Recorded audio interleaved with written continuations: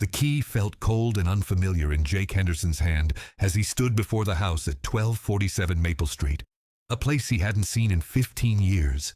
He was 33 now, successful, with a good job in Seattle and a life he'd built from nothing. But standing here, staring at the peeling paint and sagging porch, he felt like the angry 18-year-old who'd thrown his belongings into a duffel bag and walked away, swearing he'd never come back. The lawyer's letter had been brief. His father had died in a VA hospital, alone and forgotten. The house was Jake's now. What Jake didn't know was that behind that weathered door lay a secret that would shatter everything he believed about his father, about his childhood, and about the anger he'd carried for half his life. If you want to discover what Jake found inside that house, what his father had been hiding all these years, and how one locked room would reveal a truth so powerful it would change everything Jake thought he knew about love, sacrifice, and what it means to be a hero, then subscribe to this channel and turn on notifications. This story will take you on a journey that proves sometimes the people we think abandoned us were actually fighting battles we couldn't see. Share in the comments if you've ever judged someone harshly, only to later discover you didn't know the whole story. Sometimes our biggest regrets come from the bridges we burned before we understood why they were built in the first place. This story is presented as a narrative reconstruction. The neighborhood looked like time had given up on it halfway through forgetting. Maple Street, once a proud working-class avenue in the small Pennsylvania town, now wore its decay like a badge of dishonor. Houses stood with boarded windows and collapsed porches, and the few residents who remained kept to themselves, their faces hard with the kind of poverty that grinds people down over decades. Jake's rental car looked absurdly out of place parked at the curb. Too clean, too new, too much evidence of a life that had escaped this place. He'd made it out. He'd gotten away, and he'd told himself 1,000 times that he'd been right to leave, that staying would have destroyed him the way this town destroyed everything it touched. The maple trees were still there, massive now, their roots cracking the sidewalk like ancient hands breaking through concrete. Jake remembered climbing those trees as a kid, remembered his mom calling him down for dinner in a voice that could carry 3 blocks.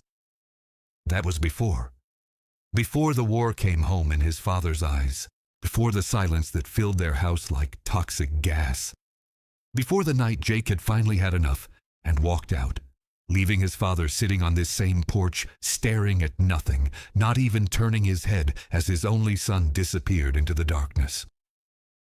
Jake forced himself up the cracked walkway, each step feeling heavier than the last.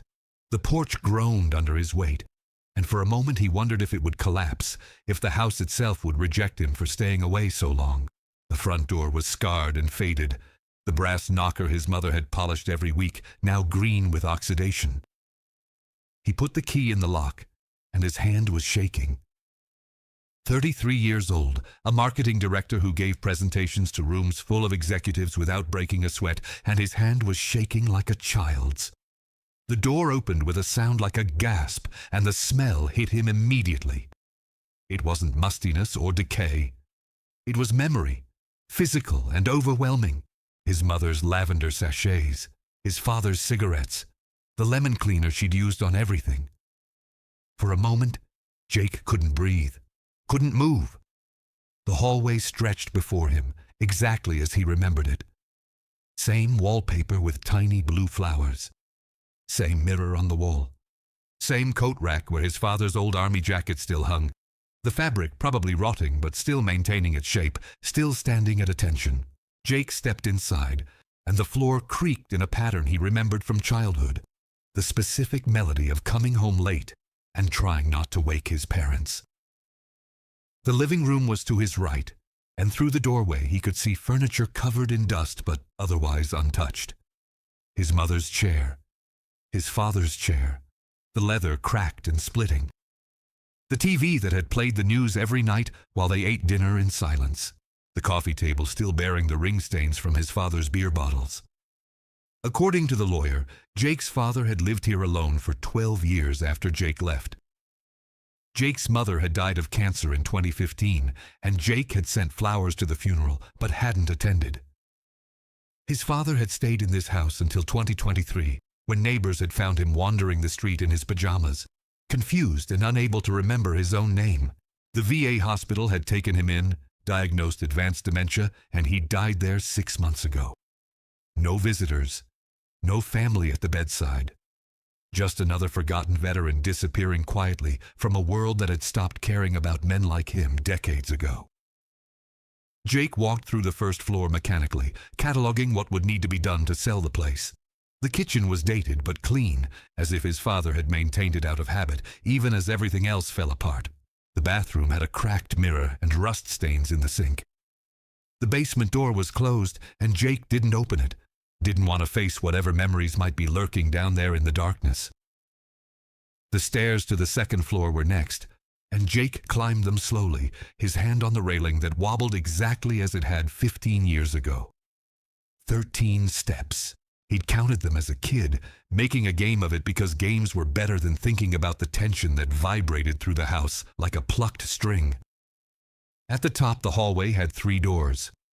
His parents' bedroom to the left, his own room to the right, and at the end of the hall, a door he'd almost forgotten about.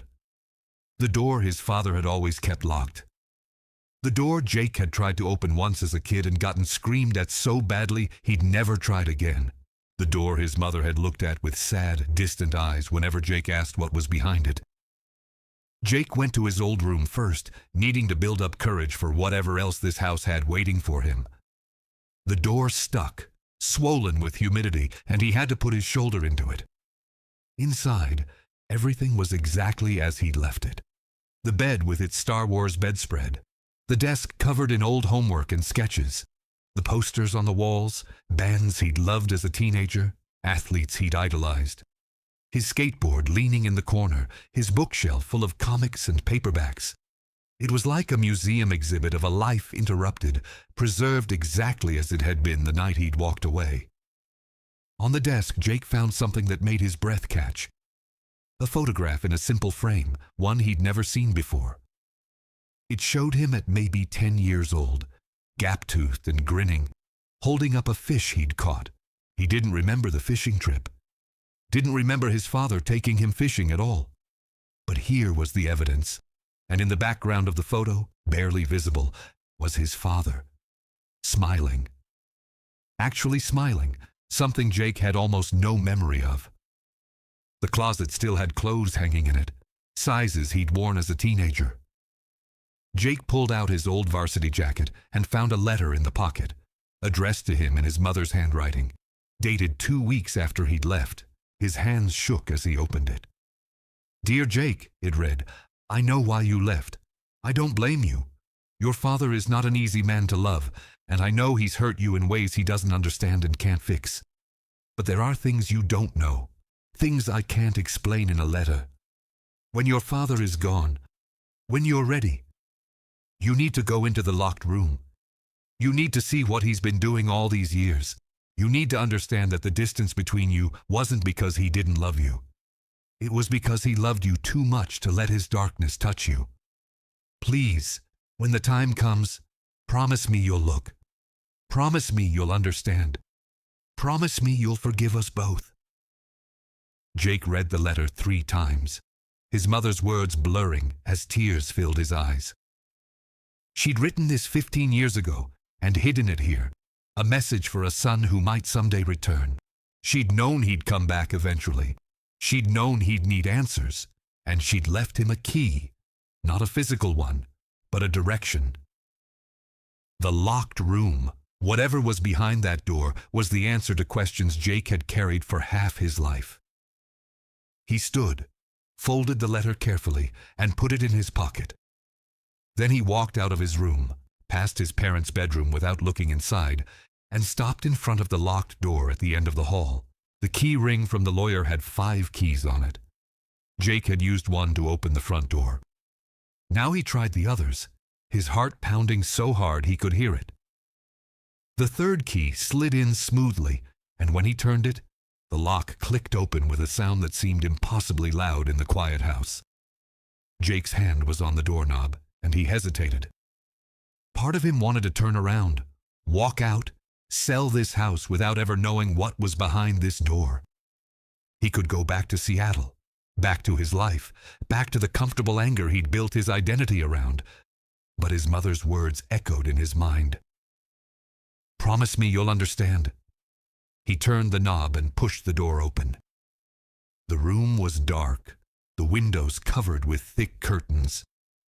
Jake fumbled for his phone and turned on its flashlight. The beam swept across the room, and what he saw made no sense at first.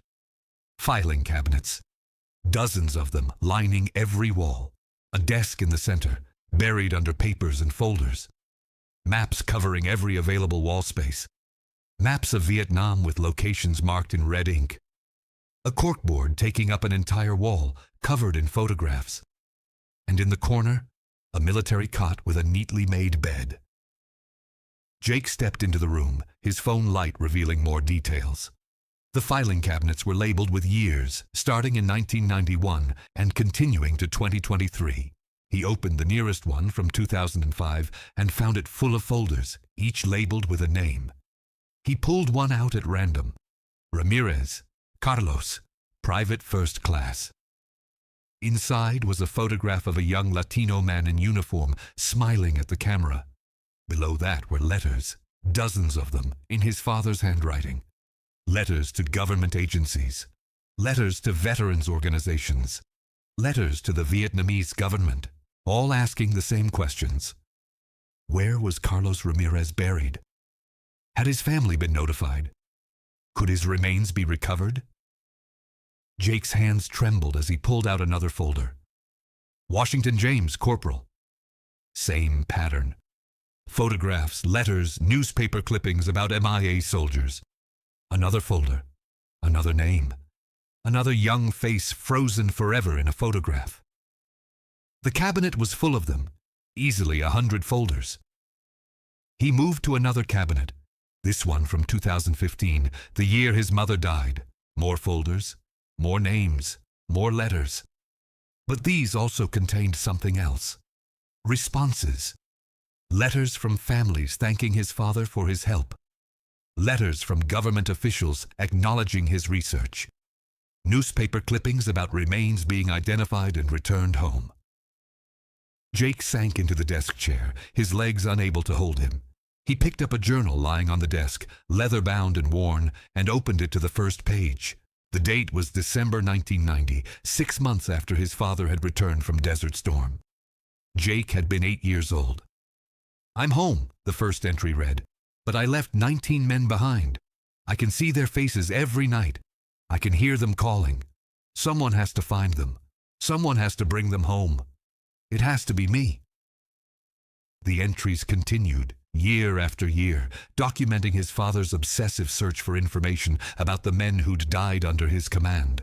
Jake read about sleepless nights writing letters, about frustrating calls with bureaucrats who didn't care, about small victories when remains were identified, about crushing defeats when leads went nowhere, about guilt that ate at his father like acid, guilt that he'd survived when better men hadn't.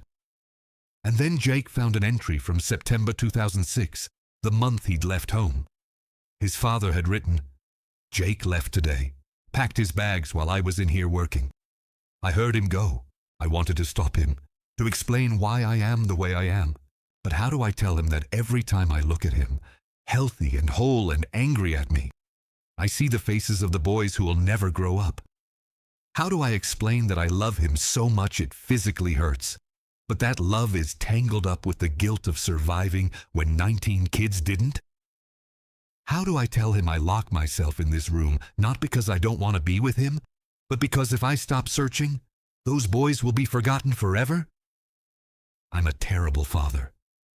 I know this, but I made promises to dying men, and I can't break those promises, not even for my son. Jake sat frozen in the chair, the journal trembling in his hands, tears streaming down his face in the dim light from his phone. The man he'd resented for 15 years, the father he'd called cold and distant and uncaring, had been fighting a war that never ended, carrying guilt that would have destroyed most people completely. And he'd done it alone, in this locked room, night after night, year after year, while Jake had been in Seattle building his career and nursing his anger like it was something precious. He stood finally, muscles stiff from sitting, and began to truly explore the room his father had lived in for so many years. Near the cot, he found a footlocker, military issue, battered and scarred.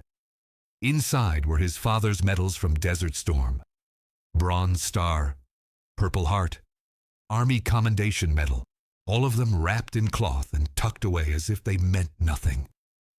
Beneath the medals, Jake found more photographs, and these made his chest tighten. They were pictures of him, Jake, at every stage of his childhood and teenage years. His first day of kindergarten, backpack too big for his small frame. Playing soccer in middle school, mud on his knees. His high school graduation, cap and gown, and a forced smile. Prom night with Jenny Martinez, both of them looking awkward in formal wear. Jake's 18th birthday party with friends, laughing around a campfire. His father hadn't been at any of these events, or so Jake had thought. But here was proof that he'd been there, watching from a distance, documenting his son's life even as he remained separate from it. Beneath the photographs was another letter, this one addressed to Jake, but never sent. The date would have been Jake's 16th birthday. Jake unfolded it with shaking hands.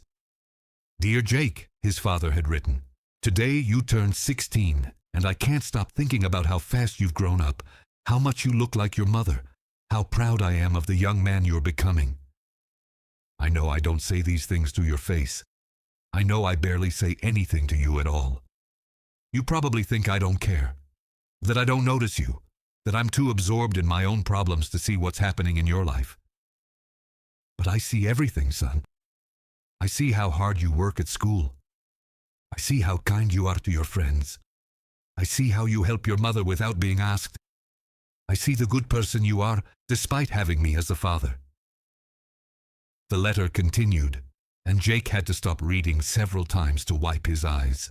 His father wrote about Desert Storm, about the ambush that killed most of his unit, about being 28 years old and watching teenagers die in the sand, about the promises he'd made to boys who were bleeding out, promises to tell their families they'd been brave, to make sure they got home, to never forget them.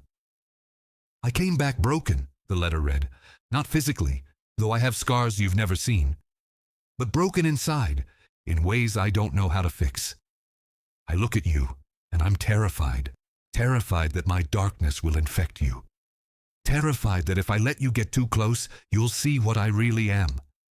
A coward who survived when better men didn't. A failure who can't save the people he's supposed to protect. So I keep my distance. I lock myself in this room.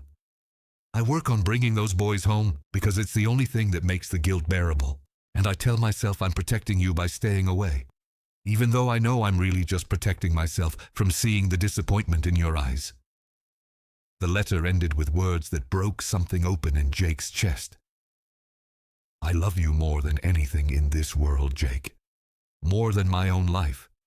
But I don't know how to show it without ruining you. So I stay in this room, and I let you hate me. Because your hatred is easier to bear than watching you love someone as broken as I am. Happy birthday, son.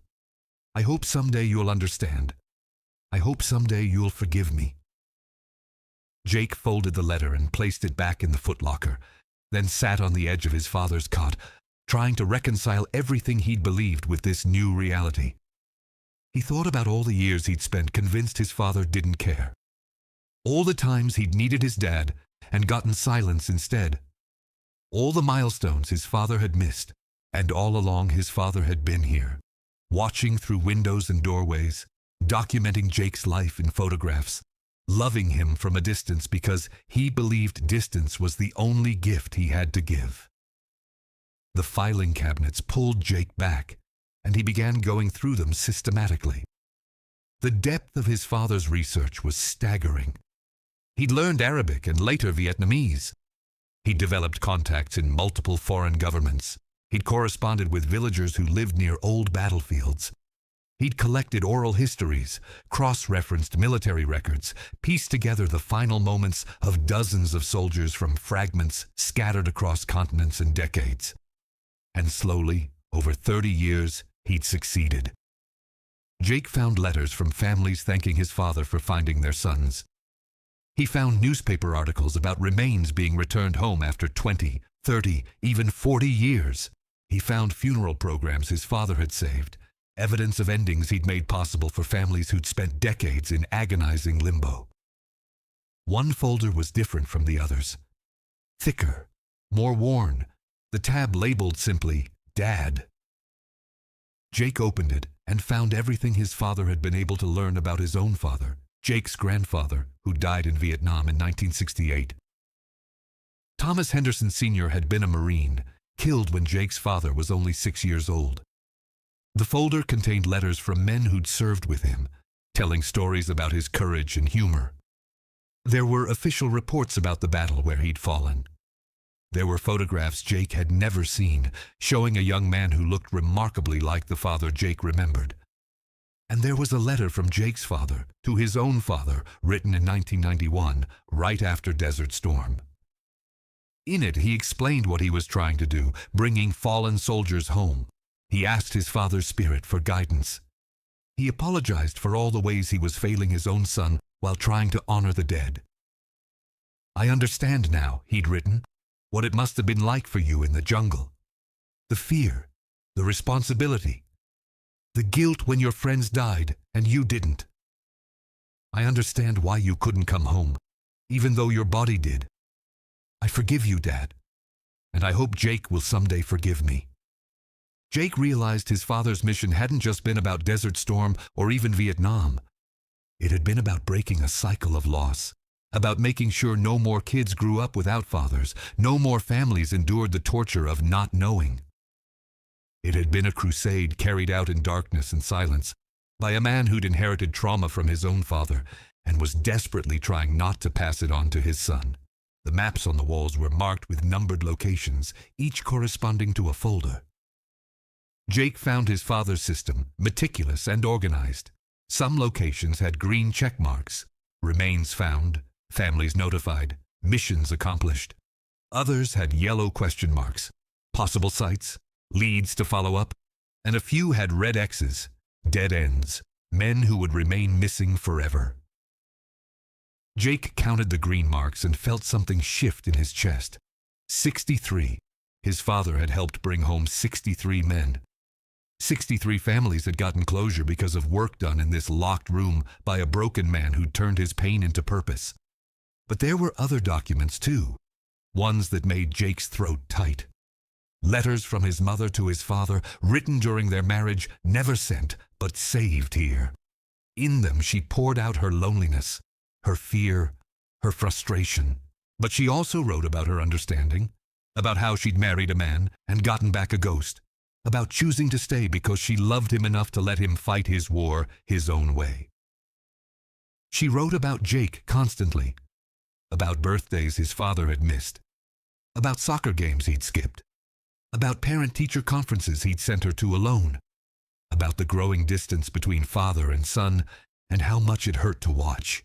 But she also wrote about hope, about believing that someday her husband would find peace, would come back to them, would let himself be loved. The last letter from his mother was dated April 2015, just weeks before the cancer took her. In it, she begged his father to reach out to Jake, to repair what had been broken, to not let pride and shame keep him from his son. He thinks you don't love him, she wrote. He thinks this locked room means you've locked him out of your heart. Please, before I'm gone, tell him the truth. Show him this room. Let him understand that the wall between you was never about him. It was about protecting him from your pain. Let him know that every day he was growing up, you were in here fighting to bring other fathers home to their children, fighting to spare other families the loss you knew too well. But his father never had told him, whether from fear or shame or some misguided belief that Jake was better off not knowing, he'd kept the door locked, and by the time dementia had stolen his mind in 2023, it had been too late. Jake found his father's final journal entry, dated January 2023. The handwriting barely legible. Getting confused. Names mixing up, but I still see their faces. Still hear them. Have to keep working. Have to finish. Where's Sarah? Where's Jake? Why is the house so empty? The entry trailed off into incomprehensible scrawls, a life's work interrupted by the cruelty of a failing mind. Jake's phone battery was dying. He plugged it into an outlet and used the desk lamp instead, surprised when it actually turned on. The power was still connected. Someone, probably the VA, had been paying the bills even after his father was hospitalized. He sat in the yellow lamplight, surrounded by 30 years of his father's secret life, and tried to process what it all meant. His phone buzzed with messages from his girlfriend, Melissa, wondering if he was okay, when he'd be back. He told her this was just a quick trip to deal with his father's estate, that he'd be gone a few days at most. But sitting here, Jake knew he couldn't leave yet. There was too much to understand, too much to absorb, too many pieces of his father's life that needed to be witnessed and honored. He texted Melissa, "Going to be here longer than I thought. Found some things about my dad I didn't know. Things that change everything. I'll call you tomorrow." Then he turned his attention back to the files. He found folders marked active cases and opened them. Inside were 11 men still missing, 11 families still waiting. His father had been working on these cases when dementia stopped him. The folders contained recent correspondence, leads that hadn't been followed up, contacts who might have information. One folder caught Jake's eye. Henderson Marcus, Lance Corporal.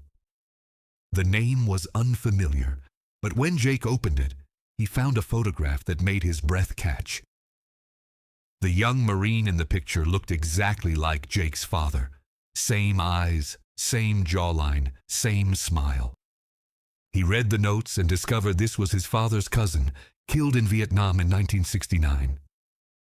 They'd been close as kids, had enlisted together, had served in different units. Marcus had died at 19, and his remains had never been found.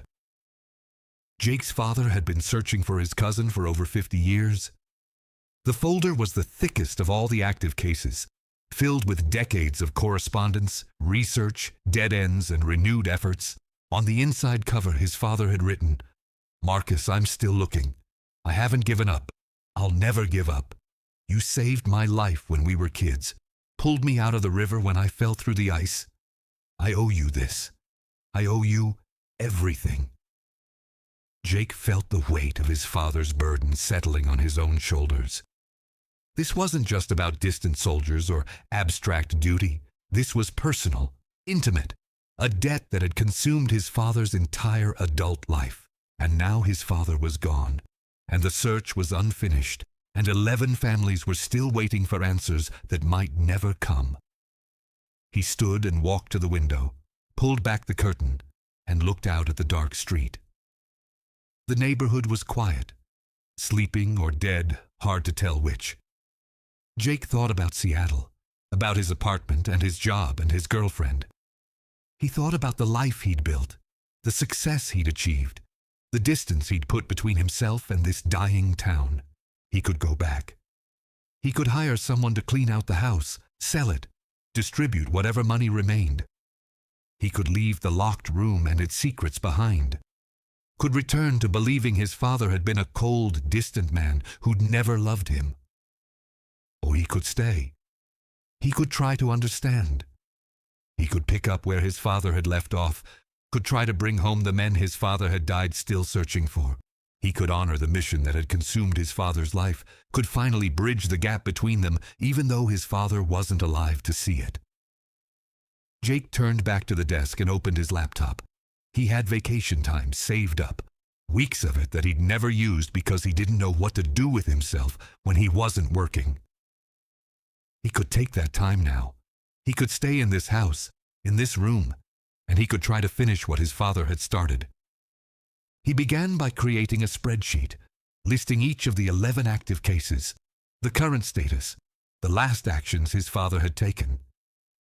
Then he started researching, using the internet his father had never fully understood. finding resources and organizations that hadn't existed when his father had started this mission. There were databases now, DNA registries, satellite imagery, organizations dedicated to bringing home MIA soldiers. His father had been working alone with letters and phone calls. Jake had tools his father could never have imagined. Jake worked through the night, lost in the files and research, finally understanding the pull that had kept his father in this room for so many years. As dawn broke gray and cold through the dusty windows, he realized he hadn't slept, hadn't eaten, had barely moved from the desk chair. His back ached and his eyes burned, but he felt more alive than he had in months. There was something clarifying about having a mission, about working toward something that mattered beyond quarterly reports and marketing campaigns. He made coffee in the kitchen, using an old percolator that still worked, the familiar sound bringing back memories of weekend mornings when his mother would make pancakes and his father would sit at the table reading the newspaper in silence. Jake had interpreted that silence as disinterest, as his father being too absorbed in his own world to care about his family. Now he wondered if his father had been reading articles about MIA recoveries, about families finally getting closure, about the slow, grinding work of bringing soldiers home from forgotten battlefields. His phone rang as he was pouring his second cup of coffee. It was his boss, Karen, calling to check in. Jake had told her he needed a week for a family emergency, and she was concerned. "I'm fine," Jake said, "but I need more time. I need to take all my vacation, maybe even unpaid leave if necessary." "Jake, what's going on? This isn't like you. You never take time off." "I found something," Jake said, surprising himself with the honesty. "My father, he wasn't who I thought he was. He was doing something important, something that matters, and I need to understand it. I need to finish what he started." There was a long pause. Then Karen said, "How long do you need?" "I don't know. A month? Maybe more?" Another pause. "Take what you need. Your work is solid, Jake. You've earned this. But promise me you'll check in. Let me know you're okay." After he hung up, Jake texted Melissa. "Need to talk. Can you video call tonight?" Then he returned to the locked room and continued his systematic review of his father's files. He found a contact list, names and numbers of people in veterans organizations, government agencies, and even contacts in Vietnam. Some would be dead or retired by now, but others might still be active, might still remember the persistent letters from Thomas Henderson Jr. Jake decided to start with the most recent contacts. He found an email address for a woman named Dr. Jennifer Marks at the Defense POW MIA Accounting Agency. His father had been corresponding with her until early 2023, right before the dementia had become too severe. Jake composed a careful email, introducing himself, explaining that he was Thomas Henderson's son, that he'd found his father's research and wanted to continue the work. He attached scans of 3 folders, cases where his father had developed strong leads but had run out of time. Then he sent the email and waited, knowing government agencies moved slowly, that he might not hear back for days or weeks. But the response came within an hour. Dr. Marks wrote that she'd been devastated to hear about Thomas Henderson's death, that his research had been invaluable to the DPAA's work, that he'd helped recover more remains than many professional teams. She wanted to know more about the files Jake had found, wanted to see the complete archive. She said the DPAA would be very interested in collaborating with him to follow up on his father's leads. Jake spent the next 3 hours scanning documents and uploading them to a secure server Dr. Marks had provided access to. As he worked, he began to see patterns in his father's methodology. Thomas Henderson had been systematic, almost scientific in his approach. He'd collected oral histories from Vietnamese villagers. He'd cross-referenced battle reports with terrain maps. He'd tracked weather patterns and seasonal flooding that might have moved or buried remains. He'd built a database in his mind and on paper that rivaled anything a professional organization might have created. Around noon, Jake heard a knock at the front door. He went downstairs, expecting maybe a neighbor or a salesperson, but instead found an elderly man standing on the porch. The man was probably in his 70s, with silver hair and kind eyes, wearing a Vietnam veteran's cap. "Are you Jake Henderson?" the man asked. "Tom Henderson's son?" "I am," Jake said cautiously. "Can I help you?" The old man's eyes filled with tears. "I'm Michael Chen. Your father brought my brother home." Jake felt the ground shift slightly beneath him. "Please, come in." They sat in the living room, and Michael Chen told his story. His brother, David Chen, had been 21 when he died in Vietnam in 1969. The military had listed him as MIA, remains non-recoverable. Michael's family had spent decades not knowing where David was buried, unable to have closure, unable to properly grieve. And then, in 1998, they'd received a letter from Thomas Henderson Jr., a stranger who said he was searching for David, who had leads, who wouldn't give up. "Your father worked on my brother's case for 6 years," Michael said. 6 years of letters and phone calls and fighting bureaucracy. And in 2004, they found David. They brought him home. We finally got to bury him properly, got to have a funeral, got to say goodbye after 35 years. He paused, wiping his eyes. "Your father came to the funeral. He stood in the back, didn't talk to anyone. But I saw him. I recognized him from a photo he'd sent. I went up to him after, to thank him. And you know what he said?" Jake shook his head, unable to speak. He said, "I'm sorry it took so long. I should have found him sooner. Not you're welcome, or I'm glad I could help, or it's just an apology for not doing it faster." Michael looked directly at Jake. "That's when I understood what kind of man your father was. He'd spent 6 years searching for my brother, had written hundreds of letters, had fought everyone who tried to give up on David. And all he could think about was that it hadn't been fast enough." They talked for over an hour, Michael sharing memories of his brother, Jake sharing what he'd learned about his father's work. Michael told him that he'd tried to stay in touch with Thomas after the funeral, had wanted to be friends, to somehow repay the debt. But Thomas had politely declined, had maintained his distance, had disappeared back into his mission. "I think he didn't know how to accept gratitude," Michael said. "I think he saw what he was doing as a debt he owed, not a gift he was giving. He carried so much weight, your father.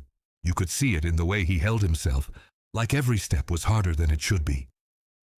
Before Michael left, he gave Jake something that made his chest tighten. It was a photograph, faded and creased, showing 2 young men in uniform with their arms around each other's shoulders. "That's David and your father," Michael said. "They knew each other in Vietnam, served in nearby units. Your father felt responsible for David's death, though it wasn't his fault at all.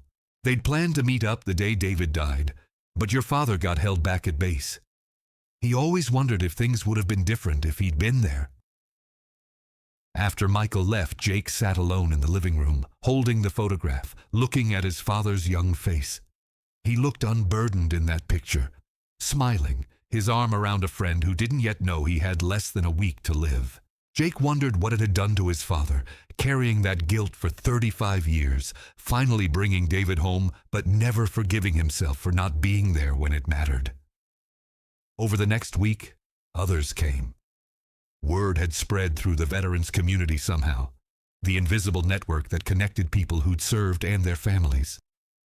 They came with stories and gratitude, these children and grandchildren and siblings of men Thomas Henderson had helped bring home. They came with photographs and letters and memories. Jake learned that his father had attended dozens of funerals over the years, always standing in the back, always leaving before anyone could thank him properly. He learned that his father had refused every offer of payment, had sometimes even paid for things out of his own pocket. Phone calls to Vietnam, translation services, travel for interviews with witnesses. He learned that his father had been something of a legend in the MIA recovery community, that his research had helped not just the specific cases he'd worked on, but had opened doors for other families, had shown officials and organizations what was possible when someone refused to give up. A woman named Patricia Ramirez came with her teenage grandson. Her husband, Carlos, had been one of the men in his father's unit during Desert Storm. Thomas had spent 12 years searching for Carlos and had finally succeeded in 2003. Patricia told Jake that those 12 years of uncertainty had almost destroyed her, that not knowing where her husband was buried had been worse than the grief itself. And then Thomas Henderson had knocked on her door with news. Carlos had been found. Carlos was coming home. "Your father saved my life," Patricia said simply. "I was drowning and not knowing, and he threw me a rope. I can never repay that debt. None of us can. But we want you to know that what he did mattered, that he mattered, that he was a hero, even if he never saw himself that way." Jake began keeping a journal of these visits, documenting the stories, preserving the memories. He realized he was building something his father had never had. A community of people who understood the mission, who valued the work, who could share the burden instead of carrying it alone. His father had isolated himself, had believed he had to fight this battle single-handedly. But Jake didn't have to make the same mistake. He called his girlfriend, Melissa, and explained what he'd found, what he was learning, why he needed to stay. She was quiet for a long time after he finished. "This is going to change you," she finally said. "You're going to come back different." "I know," Jake said. "I'm already different. I'm understanding things about my father, about myself, about what matters. I can't just walk away from this." "I'm not asking you to," Melissa said, "but I need to know. Are you coming back at all? Or are you going to do what your father did, lose yourself in this mission until there's nothing left?" It was a fair question, and Jake didn't have an easy answer. "I don't know," he admitted, "but I'm trying not to make his mistakes. I'm calling you. I'm staying connected. I'm not locking myself away. I need to understand him. And I think the only way to do that is to walk in his footsteps for a while, to see what he saw, to feel what he felt." Melissa was quiet again. Then she said, "Okay. But promise me something. Promise me you won't disappear. Promise me you'll let me in, let me help, let me be part of this instead of shutting me out." "I promise," Jake said, and meant it. Dr. Marks called a few days later with news that made Jake's heart race. The DPAA had reviewed his father's files on Marcus Henderson, Thomas's cousin. They'd found new information using satellite imagery and DNA databases that hadn't existed when Thomas had been searching. There was a strong possibility they could locate Marcus's remains within the next 6 months. They wanted to mount an expedition to Vietnam, and they wanted Jake to be part of it. "Your father's research is the foundation for this," Dr. Marks explained.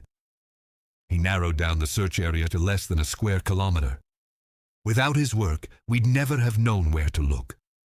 He deserves to be credited for this recovery, even though he's not here to see it."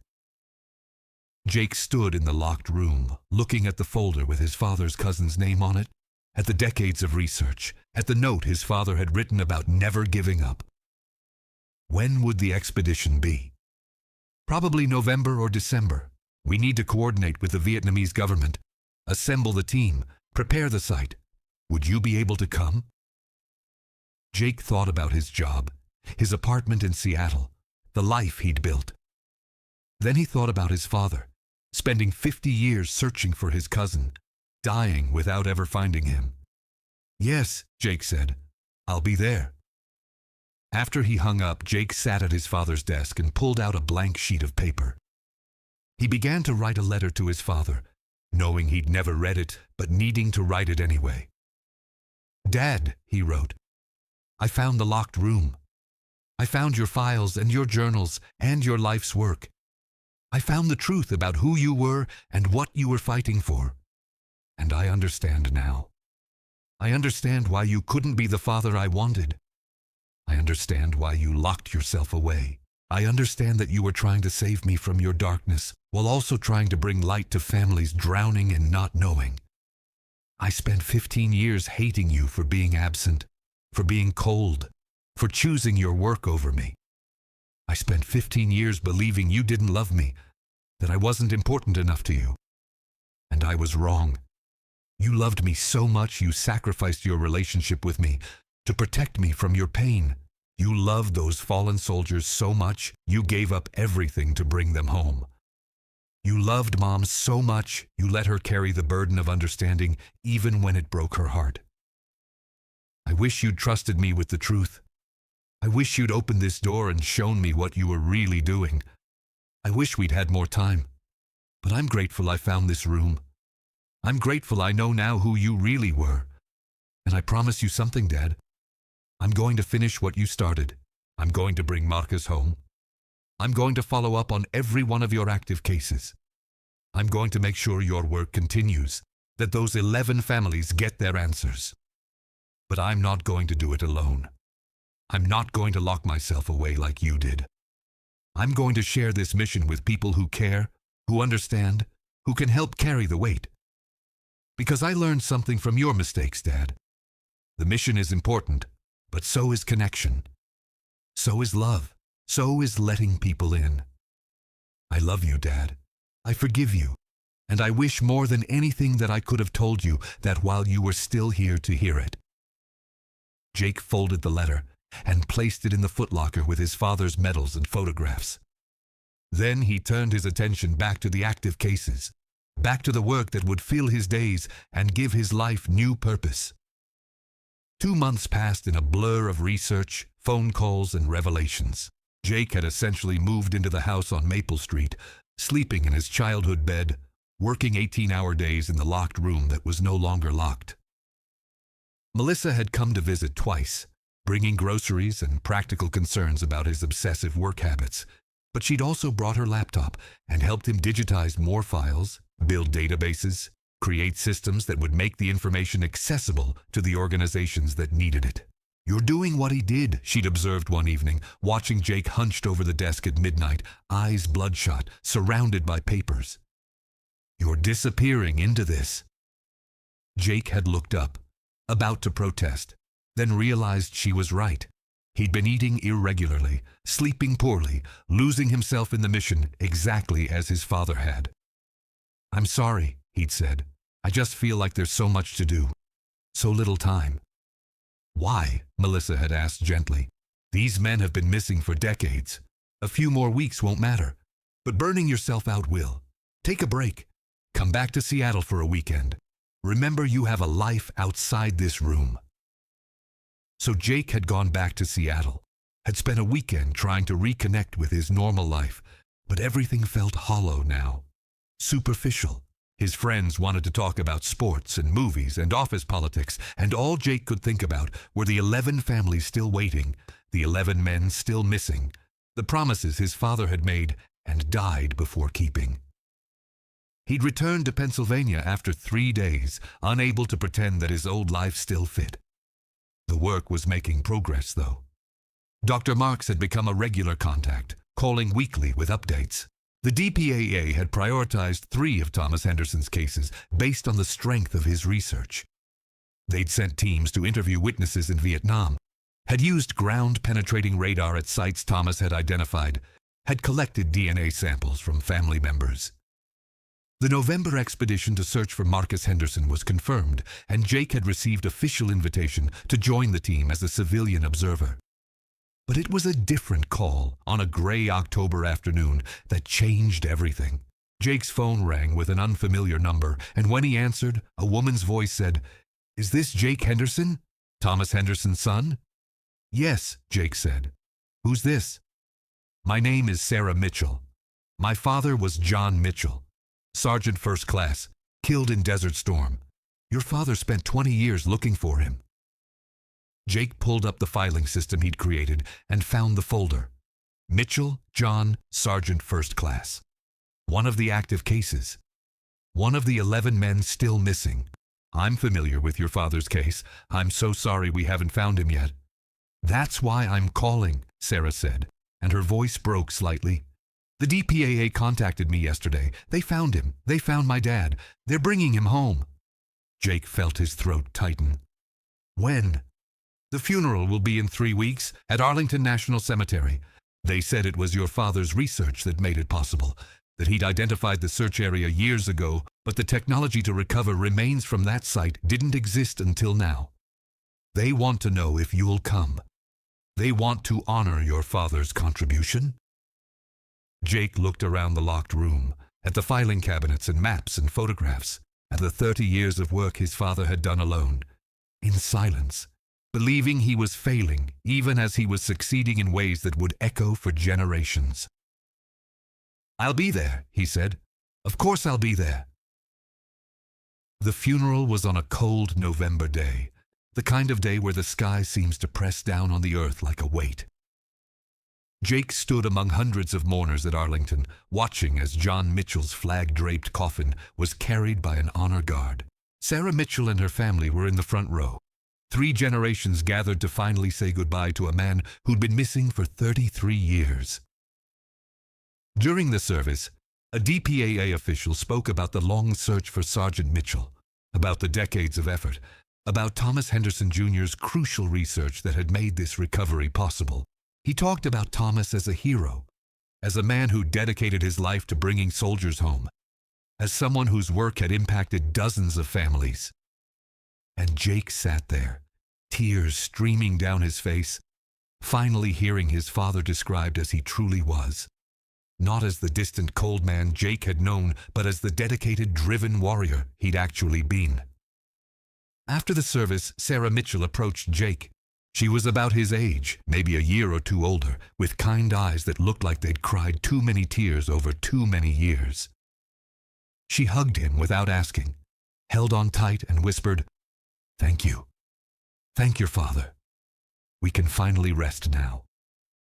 They talked for a long time at the reception, Sarah sharing memories of growing up without her father, of the uncertainty that had haunted her childhood, of the relief and grief mixed together now that he was finally home. "I was 7 when he died," she said. "I barely remember him. But in knowing where he was, that shaped everything about my life. Every holiday, every birthday, there was this absence, this question we couldn't answer. And now we can. Now I know where he is. Now I can visit him. Now I can tell my kids about their grandfather and show them his grave. That's a gift I can never repay." "My father would say you don't need to repay it," Jake said quietly. "He would say it was a debt he owed, not a gift he gave." Sarah looked at him thoughtfully. "He was wrong, you know. It was a gift, a precious, incredible gift, and he gave it to us even though it cost him everything." On the flight back to Pennsylvania, Jake found himself sitting next to a man reading a book about the Vietnam War. They struck up a conversation, and when the man learned what Jake had been doing, his eyes lit up. "You're Thomas Henderson's son? Your father's a legend in the MIA community. I'm a researcher at Texas A&M. We've been using his methodology as a model for teaching students how to conduct this kind of investigation. His work is being taught in universities. Did you know that?" Jake hadn't known. It was another piece of his father's legacy that Thomas himself had never known about, another way his solitary mission had rippled outward, touching lives and changing systems in ways he'd never seen.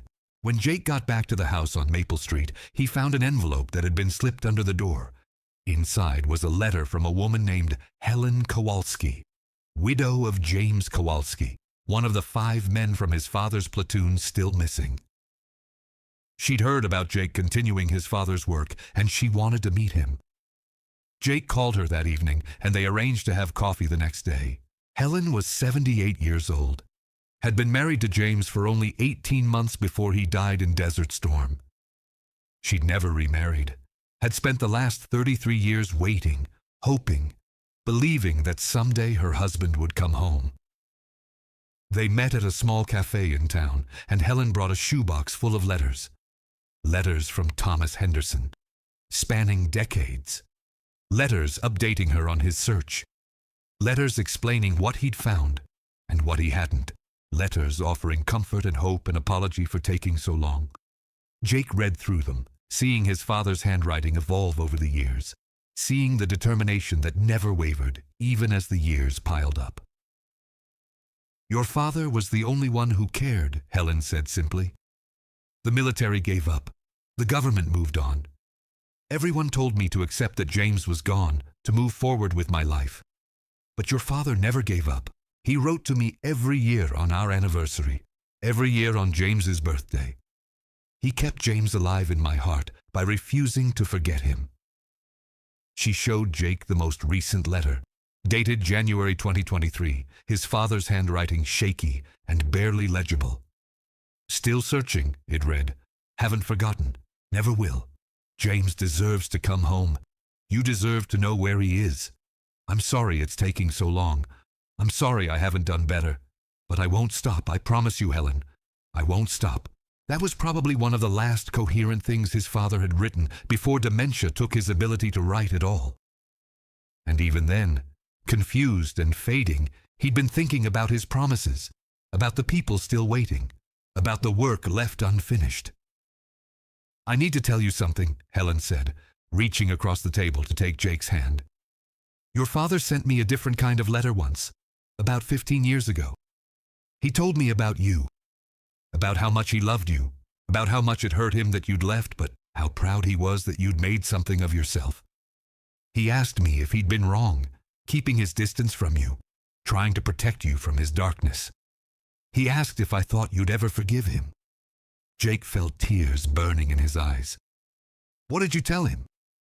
I told him that love isn't always perfect, that sometimes the people who love us most hurt us the deepest, not because they want to, but because they're human and flawed and carrying burdens we can't see. I told him that if you knew the truth about what he was doing, about why he did it, you'd understand. I told him to have faith that someday you'd see him clearly. She squeezed Jake's hand. Was I right? Yes, Jake whispered. You were right. Helen asked to see the locked room, and Jake took her there. She walked slowly through the space, looking at the filing cabinets, running her fingers over the maps, studying the photographs on the corkboard. When she found the folder with her husband's name on it, she opened it with trembling hands and saw 33 years of research, of effort, of refusing to give up. He really never stopped, she said, wonder in her voice. All these years, he really was still looking. He was, Jake confirmed, and I'm going to keep looking. I'm going to find James, Helen. I'm going to bring him home to you. She turned to Jake, tears streaming down her weathered face. You're just like him, you know. Same determination, same sense of duty, same inability to walk away from a promise. She smiled sadly. Don't make his mistakes, Jake. Don't sacrifice everything. Don't lock yourself away. The mission matters, but so does living. Your father forgot that. Don't you forget it too. After Helen left, Jake sat at his father's desk and pulled up the file on James Kowalski. His father had been close to finding him, Jake realized. There was a specific area in Iraq, maybe 2 square kilometers, where eyewitness reports and terrain analysis suggested James's remains might be. The technology to search that area thoroughly hadn't existed when his father was doing this work, but it existed now. Jake called Dr. Marks and explained what he'd found. She listened carefully, asked detailed questions about the evidence, and then said she'd present it to the DPAA team at their next meeting.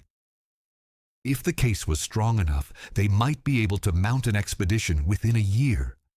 A year. Helen had been waiting 33 years. What was one more year? But Jake thought about his father's letters, about the apologies for taking too long, about the guilt of not being able to work faster. He understood that urgency now, that feeling that every day someone was waiting was a day too long. The November expedition to Vietnam approached quickly. Jake prepared obsessively, reading everything he could about the terrain, the history, the politics of MIA recovery. He corresponded with the Vietnamese officials who'd be part of the search team. He reviewed his father's research on Marcus Henderson over and over, looking for any detail that might help. Melissa came to Pennsylvania the week before Jake was supposed to leave. She'd been patient with his obsession, supportive of his mission, but Jake could see the strain in her eyes, the worry that he was disappearing into this work the same way his father had. Come with me, Jake said suddenly. Come to Vietnam. Be part of this. She looked surprised. Jake, this is your thing, your father's legacy. I'd just be in the way. You wouldn't, Jake insisted. You'd keep me grounded. You'd remind me that there's a world outside this mission. And you'd be there when we find him, when we bring Marcus home. I want you there. I need you there. Melissa studied his face for a long moment. This really matters to you. Everything matters to me now, Jake said. For so long, I was just going through the motions. Good job, nice apartment, pleasant life. But it didn't mean anything. This means something. These families mean something. Finishing my father's work means something. And you mean something. You're the person keeping me from becoming him, from losing myself completely. So yes, come with me. Please. She smiled, and it was like sunlight breaking through clouds. Okay, I'll come. They flew to Vietnam in mid-November, joining a team of DPAA specialists, Vietnamese officials, and local guides. The search area was in the Central Highlands, near where Marcus Henderson's platoon had been ambushed in 1969. Jake's father had narrowed the location down through decades of research, interviewing survivors, studying terrain, analyzing battle reports. Now, 55 years later, they were finally going to search the site properly. The Vietnamese countryside was beautiful and heartbreaking, lush and green, but dotted with reminders of the war. Old bomb craters, rusted equipment, villages that had been rebuilt after being destroyed. Their guide was an elderly man named Nguyen, who'd been a teenager during the war, who remembered American soldiers in the area, who'd helped other recovery teams over the years. When they reached the search site, Jake felt a chill despite the tropical heat. This was where Marcus Henderson had died, where he'd fallen at 19 years old, far from home, his body left behind in the chaos of retreat. This was the place his father had been searching for, dreaming about, obsessing over for 50 years. The team worked methodically, using ground-penetrating radar, cadaver dogs, careful excavation techniques. Jake watched, feeling useless but unable to look away.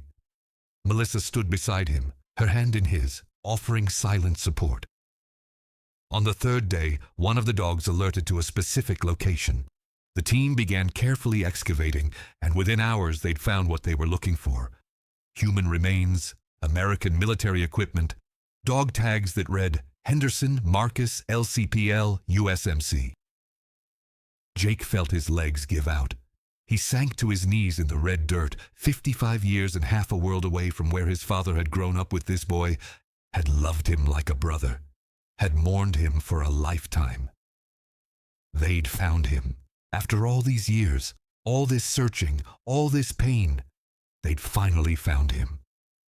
Dr. Marks came over and knelt beside Jake. "Your father did this," she said quietly. "Everything we found because of his research. This is his victory, Jake. This is his promise kept." Jake couldn't speak. He could only cry. Tears for the cousin he'd never known, for the father who died before seeing this moment, for all the years of searching and hoping and refusing to give up. Melissa held him while he wept, and the Vietnamese sun beat down on them all, witness to an ending that had been 55 years in the making. The flight back to the United States was surreal. Jake sat with the container holding Marcus Henderson's remains in the cargo hold below, feeling the weight of 55 years of searching finally reaching its conclusion. Melissa slept against his shoulder while he stared out the window at clouds that looked like mountains, thinking about his father, about promises, about the price of keeping faith when everyone else has given up. Dr. Marks had told him that the recovery would be featured in the DPAA's annual report. The Thomas Henderson Jr. would be credited as the primary researcher whose work had made it possible. She'd asked if Jake wanted to speak at the repatriation ceremony when Marcus was returned to his family. Jake had said yes without hesitation. His father couldn't be there, but Jake could stand in his place, could finally complete this mission that had consumed so much of his father's life. When they landed, Jake went directly to the house on Maple Street. He walked into the locked room that was no longer locked and stood before the corkboard where his father had pinned Marcus Henderson's photograph 55 years ago. Jake unpinned it carefully and held it, looking at the young face, the smile of someone who didn't know he had only days left to live. "We found you," Jake said quietly to the photograph. "Dad found you. It took 55 years, but he never stopped looking. He never stopped trying to bring you home. And now you're home, Marcus. You're finally home." He placed the photograph in the folder with Marcus's name on it, then marked the folder with a green check mark, the symbol his father had used for missions accomplished. 64. His father had successfully brought home 64 men. And now, working through Jake, he'd brought home number 65. The repatriation ceremony was held on a cold December morning in Wisconsin, where Marcus Henderson's younger sister still lived. She was 83 years old now, had been 10 when her big brother had left for Vietnam. She'd spent 73 years of her life with him missing, never knowing where he'd died, never able to properly grieve. When the flag-draped coffin arrived, she touched it with trembling hands and whispered, "Marcus, you're home. You're finally home." Jake spoke at the ceremony, standing before family members and veterans and officials. He talked about his father's 55-year search for his cousin and best friend. He talked about the promises made to a dying woman who'd begged to know what happened to her son. He talked about the locked room and the filing cabinets and the lifetime of work done in silence and isolation. He talked about love that expresses itself through sacrifice, about guilt that transforms into purpose, about men who refuse to let their brothers be forgotten. "My father died believing he'd failed," Jake said, his voice breaking. "He died confused and afraid, his mind stolen by dementia, unable to remember the work that had given his life meaning. But he didn't fail. He brought home 64 men during his lifetime. And even after his death, his work continues. Marcus is home because of him, and there are 10 more men we're still searching for, 10 more families still waiting, and I promise you, we will bring them home too. Because that's what my father taught me. You don't abandon your brothers. You don't give up. You keep searching until you find them, no matter how long it takes." After the ceremony, Marcus's sister approached Jake. Her name was Dorothy, and she'd been writing letters to Thomas Henderson for decades, sharing memories of Marcus, keeping hope alive even when hope seemed foolish. She hugged Jake like he was her own grandson. "Your father wrote to me every year on Marcus's birthday," she said. "Every year for 55 years. Even when he had no new information, even when there was nothing to report, he wrote. He kept Marcus alive in my heart by refusing to forget him. He gave me hope when everyone else told me to give up. He was a hero, your father. A real hero." She gave Jake a box of letters, all the correspondence she'd received from his father over the decades. "I want you to have these. I want you to see how much he cared, how hard he worked, how he never wavered even when the years piled up and most people would have quit. Read them, know him through them, and then keep going. Keep bringing our boys home." Jake returned to Pennsylvania with the box of letters and spent a week reading through them. He saw his father's life through these letters, saw the evolution of his handwriting, the consistency of his dedication, the gradual wearing down of hope that still never quite died. He saw mentions of himself in some letters, brief references to "my son" or "Jake," usually in the context of regret. "Jake graduated college this year. I wanted to be there, but I was following a lead in Vietnam. I hope someday he'll understand." Or, "Jake got married. I wasn't invited. I don't blame him. I've been a terrible father. But I'm glad he's found someone to love him the way I couldn't." The letters painted a picture of a man who was acutely aware of what he was sacrificing, who understood the cost, but paid it anyway because he believed the mission was more important than his own happiness, more important than his relationship with his son, more important than anything except keeping the promises he'd made to dying men in a desert far from home. Jake also found letters his father had written but never sent. Letters to Jake explaining everything, apologizing for everything, begging for understanding and forgiveness. These were the letters that broke Jake's heart because they showed a man who desperately wanted connection but couldn't bridge the gap he'd created, who loved his son but didn't know how to show it, who was drowning in guilt and duty and couldn't figure out how to swim to shore. Winter settled over Pennsylvania, and Jake settled into a routine. He worked with the DPAA on the remaining 10 cases. He organized the locked room into a proper archive. He created a nonprofit foundation in his father's name dedicated to supporting MIA recovery efforts. He raised money, coordinated with researchers and veterans organizations, kept the mission moving forward, but he also, at Melissa's insistence, maintained boundaries. He worked regular hours. He took weekends off. He returned to Seattle periodically to maintain his connections there, to remember he had a life outside this mission. He was learning to balance what his father never could, to honor the work without being consumed by it. Melissa moved to Pennsylvania in January, transferring her job to remote work so she could be with Jake. They renovated the house on Maple Street, updating the kitchen and bathroom, repairing the porch, painting the exterior. But they left the locked room exactly as it was, a memorial to Thomas Henderson Jr. and the work he'd done there. In March, the DPAA called with news about James Kowalski. They'd mounted an expedition based on Jake's father's research and had found remains at the exact location Thomas had predicted. DNA testing was underway, but they were confident. James was coming home. Jake called Helen Kowalski with the news, and she wept on the phone. 55 years of waiting finally over. The funeral would be in June, and Jake would be there, standing as a representative of the man who'd made it possible. As spring turned to summer, Jake received a letter from the Department of Defense. They were awarding Thomas Henderson Jr. a posthumous commendation for his decades of service to MIA recovery efforts. The ceremony would be at the Pentagon, and Jake was invited to accept the award on his father's behalf. On the day of the ceremony, Jake stood in the Pentagon, surrounded by generals and officials and veterans, and accepted a plaque honoring his father's work. But more meaningful than the plaque were the people who approached him afterward, telling stories about Thomas Henderson, about letters he'd written, about families he'd helped, about the countless ways his solitary mission had rippled outward, changing lives, bringing closure, keeping promises. An elderly woman named Margaret Torres told Jake that his father had found her son David in 1997, had brought him home after 28 years of uncertainty. "Your father came to the funeral," she said. "He drove 6 hours to be there, stood in the back, left before anyone could thank him. I've never forgotten that.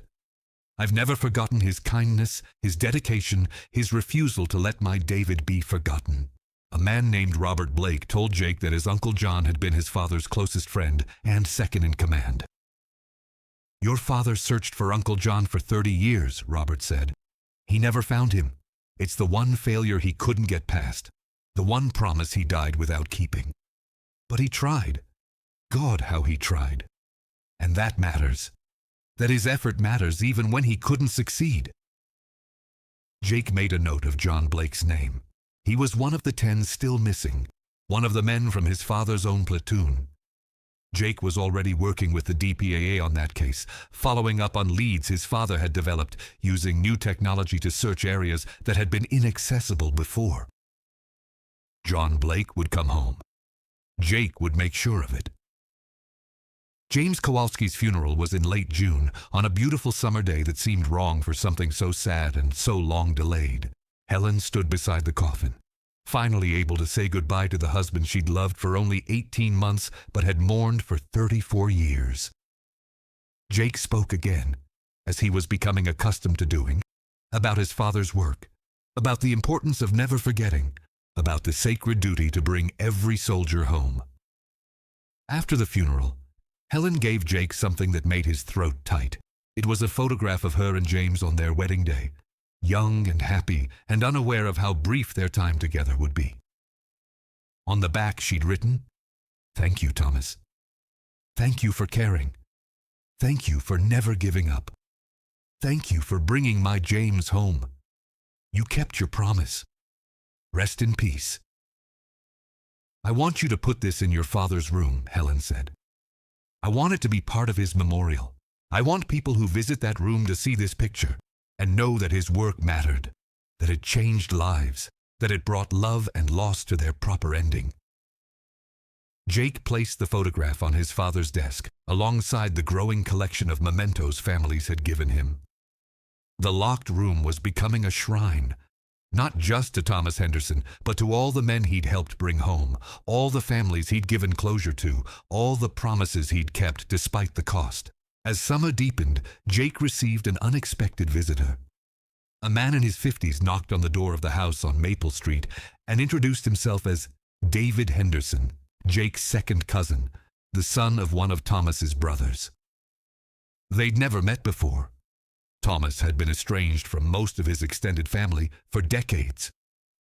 "I heard about what you've been doing," David said, "about continuing Uncle Tom's work, about the foundation, the recoveries, everything, and I wanted to meet you, to apologize for our family not being there for him, not understanding what he was going through." They talked for hours, David sharing stories about Thomas as a young man, before the wars, before the guilt, before the locked room. He told Jake about a different person, someone who'd been funny and warm and full of life, someone who'd loved deeply and laughed easily and had dreams beyond military service. "The war broke him," David said simply. "Desert Storm broke whatever Vietnam hadn't already damaged. He came back and he was just gone. The person we knew was gone, replaced by this driven, obsessed man who couldn't talk about anything except finding the dead. We didn't know how to help him. We didn't understand what he needed, so we pulled away, and he pulled away, and before we knew it, years had passed, and we were strangers." Jake understood that pattern all too well. He did that with everyone, pushed them away because he thought his darkness would contaminate them, locked himself in that room because he thought isolation was protection. David nodded. But he was wrong. Isolation wasn't protection. It was just another kind of death.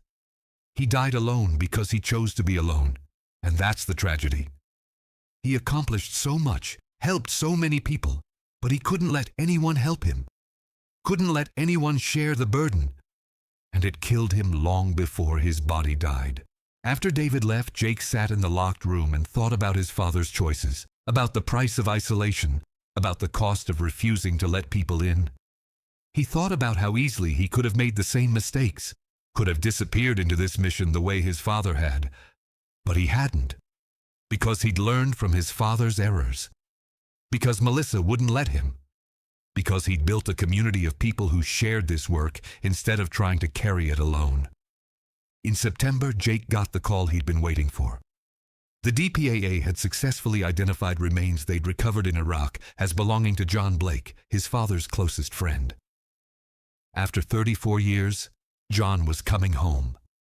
The funeral was in October, on a day that reminded Jake of the day he'd first walked into his father's house 15 years ago. Robert Blake, John's nephew, stood beside the coffin with tears streaming down his face, finally able to give his uncle the burial he deserved. Jake spoke about his father and John Blake, about the friendship they'd shared, about the promise Thomas had made to find John, no matter how long it took. "My father died without keeping this promise," Jake said. "He searched for 30 years and never found John, and that failure haunted him, consumed him, became the symbol of everything he couldn't fix. But his work wasn't wasted. His research laid the foundation. His determination inspired others to keep looking. And now, 11 years after his death, his promise is finally kept. John is home.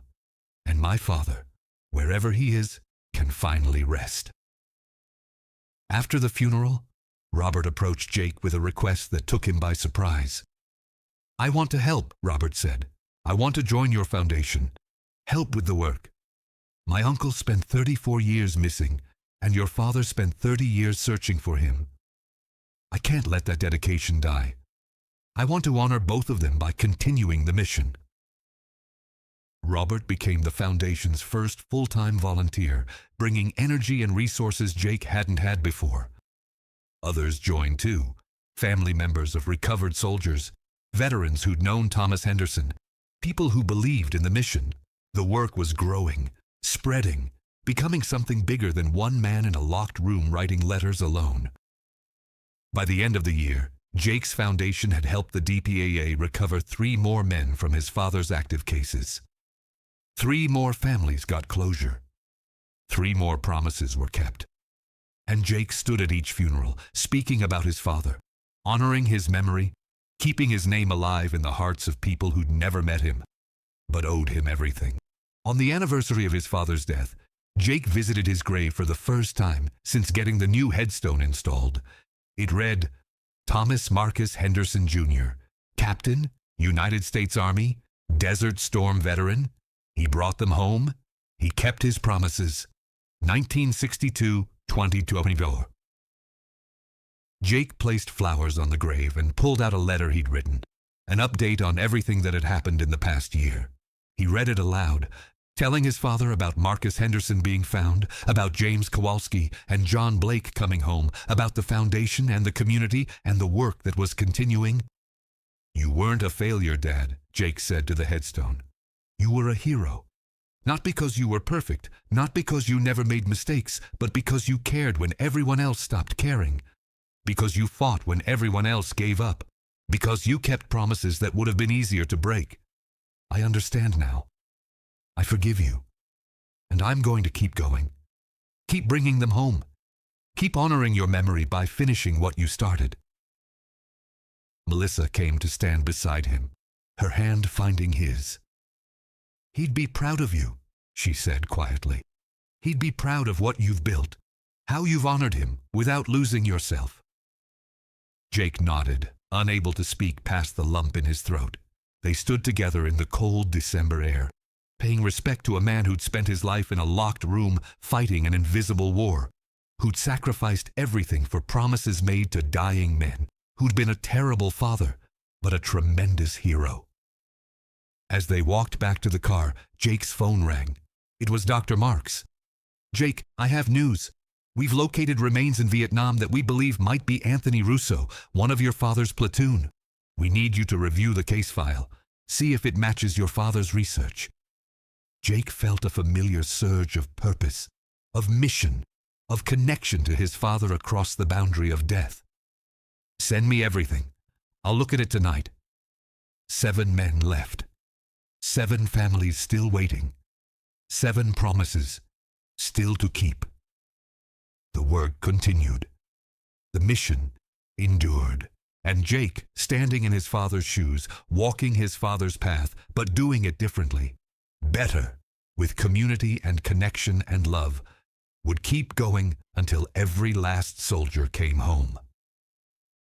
He drove back to the house on Maple Street, to the locked room that was no longer locked, to the work that had become his life's purpose. But he didn't lock the door behind him.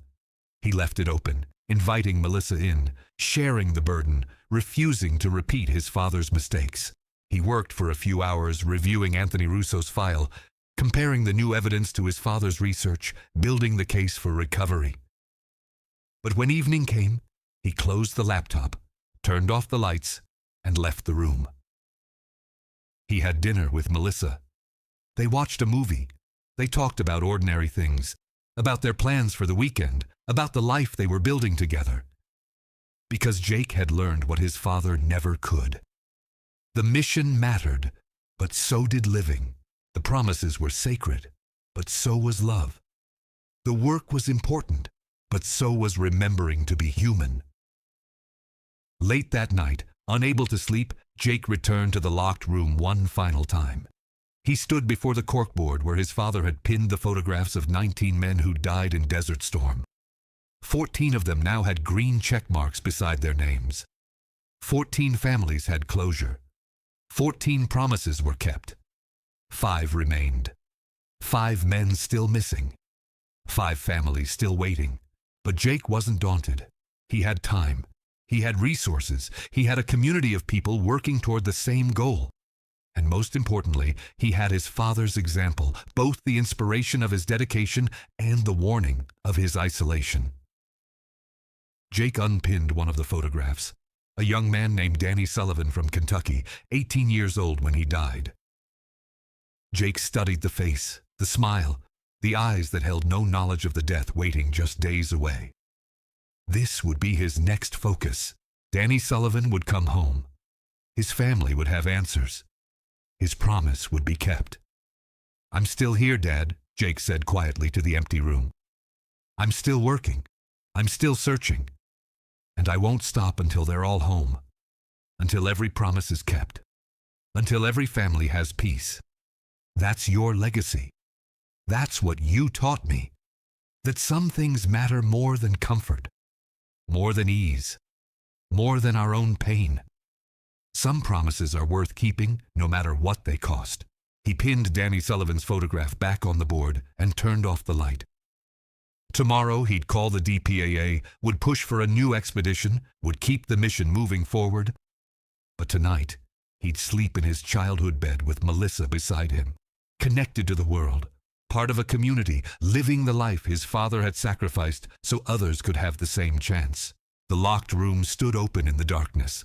No longer a prison or a barrier, but a bridge between past and future, between father and son, between the dead who needed remembering and the living who refused to forget. And in that openness, in that connection, in that refusal to let isolation win, Thomas Henderson Jr.'s true legacy lived on. Not in the locked door or the solitary searching or the years of silence, but in the son who'd finally understood, who'd finally forgiven, who'd finally picked up the mission and carried it forward with love instead of guilt, with community instead of isolation, with hope instead of despair. The veteran son had returned to his childhood home and found not just a locked room, but a key to understanding everything he'd lost and everything he could still become. And in that finding, in that understanding, both father and son had finally, truly come home.